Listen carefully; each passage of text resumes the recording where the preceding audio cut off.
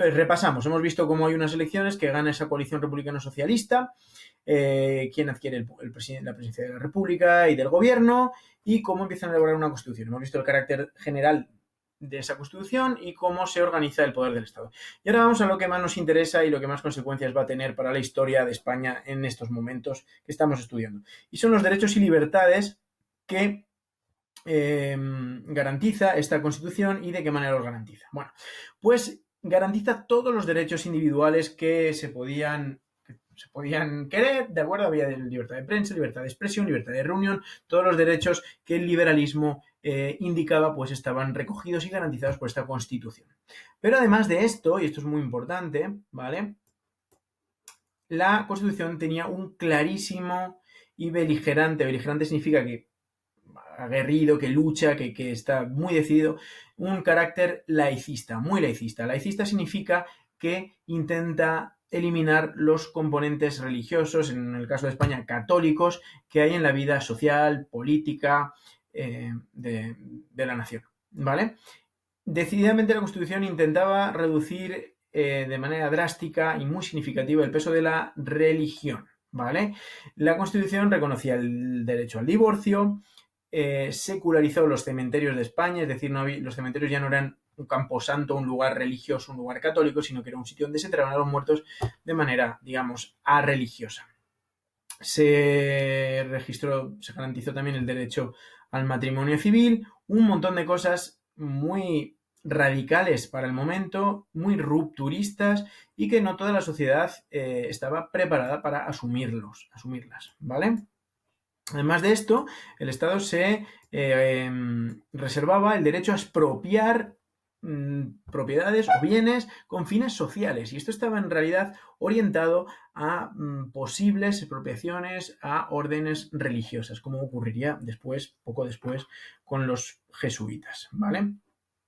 Respecto al tema de los nacionalismos periféricos y el problema que venía desde antiguo, recordáis, desde el federalismo en la Primera República, y intentando evitar que volviera a pasar algo parecido, se decía que España era un Estado integral y se preveía algo parecido a las autonomías que tenemos hoy en día, ¿vale? Reconocer cierta autonomía política a algunas regiones de España.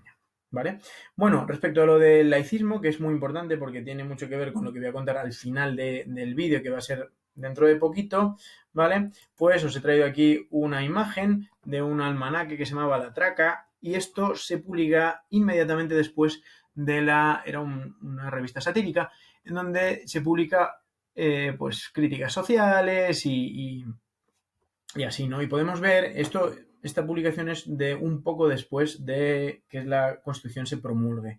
Y podemos ver, pues, un hombre vestido, pues, de campesino, que se le ve, pues, apuesto, fuerte, decidido, con un gorro frigio que representa la ideología republicana, y está con una vara echando, ¿verdad?, hacia la frontera a todo el clero, que está representado, pues, con rasgos que lo ridiculizan, que lo ponen pues como maligno, como indeseable, ¿no? Pues aquí unos frailes, curas, monjas, ¿no? Y los está echando pues este hombre. Pues este es un poco el espíritu de esta Constitución, que queda pues muy reflejado al menos en ese punto, ¿vale?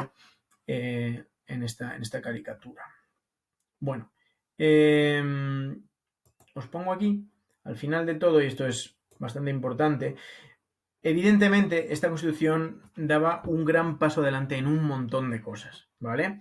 En el reconocimiento de los derechos políticos de la mujer, en la igualdad, en la separación de la Iglesia y el Estado, un montón de cosas que hoy en día pues, nos parecen, digamos, incuestionablemente positivas o incluso necesarias. Pero a la vez también hay que decir que intentaron cambiar la sociedad y el Estado demasiado rápido, de golpe, y sobre todo sin consenso, sin ningún consenso. Esto es muy importante, ¿vale? La visión de España que daba esta Constitución era asumible por la izquierda republicana y socialista, pero nada más, ni siquiera era asumible por la por los republicanos más moderados. De hecho, Alcalá Zamora, a raíz de esta constitución, dimitirá y asumirá la presidencia del gobierno Manuel Azaña, porque Alcalá Zamora, que era católico, así como pues otros, Miguel Maura, y ya pues más allá de los republicanos, pues todos los demás, ¿vale? Pues estaban escandalizados de este laicismo pues beligerante, agresivo, que recogía la Constitución. Entonces, no hubo consenso para aprobar esta Constitución, se aprobó porque había mayoría, pero no se puede, es muy complicado si una minoría política, por mucho que tenga la mayoría legal para aprobar algo, aprueba una ley básica para la vida de una nación entera sin que la mayoría de la nación esté de acuerdo, pues eso va a traer problemas, seguro, y los trajo. Y no solo es que no hubo consenso para aprobarla, sino que es que era inasumible para muchos. No solo que podía ser desagradable o difícil o no estoy de acuerdo en todas las cosas, no es eso. Es que era inasumible, no puedo no puedo aceptarla, ¿vale? Eso había muchos sectores del Estado español que veían así estas condiciones que os he contado, algunas de esas condiciones que os he contado, sobre todo el punto de la religión, porque España, por mucho que hubiesen pasado las cosas que habían pasado, seguía siendo profundamente católica. La influencia de la Iglesia católica y de la religión católica era profundísima en la sociedad española, ¿vale? Entonces, tanto los republicanos, por muy republicanos que fuesen, que eran más de derechas o incluso no de derechas, conservadores, todas las capas sociales católicas, los monárquicos, no podían asumir esta constitución. Y no lo digo yo, lo dicen muchos historiadores espérate, me he perdido, muchos historiadores de gran prestigio, por ejemplo, Santos Juliá, ¿vale? Que es un historiador muy importante, y muchos otros, perdón, porque lo tenía por aquí y se me ha perdido. Aquí está. Vale, fijaos lo que dice Santos Juliá. Dice, organizar un nuevo Estado y dotarlo de un código fundamental, de una norma suprema, no sé qué. Ahora bien, estos dos propósitos, expresamente enunciados en reiteradas ocasiones, no pueden ocultar el contenido político y programático que también, por consciente voluntad de sus autores, caracteriza a la Constitución española. Es decir, había un intento no solo de establecer unas normas de convivencia, sino de cambiar la sociedad, de cambiar las normas y de imponer una visión política y social que no era compartida por todos, ¿vale? Casi cualquier historiador está de acuerdo con que esta Constitución era una Constitución de izquierdas, con el objetivo de transformar la sociedad, de transformar el Estado. No eran simplemente unas normas de convivencia, sino que daba muchos pasos, ¿vale?, para transformar lo que es toda la sociedad española, ¿vale? De hecho, la Constitución era muy extensa, tenía más de 100 artículos, no sé si 130 y no sé cuántos, bueno, no me acuerdo ahora exactamente, seguro, puede que me esté equivocando mucho, espero que no, pero vamos, tenía muchos artículos. Lo que quiero decir es esto, que no era nada flexible, porque punto por punto decía todas las cosas, de manera que a lo que aspiraba esta Constitución era a ser una especie de hoja de ruta de cambio social. Lo que otros estados republicanos habían hecho en decenas de años, pues estos republicanos que llegaron al poder quisieron hacerlo pues en unos meses, ¿no?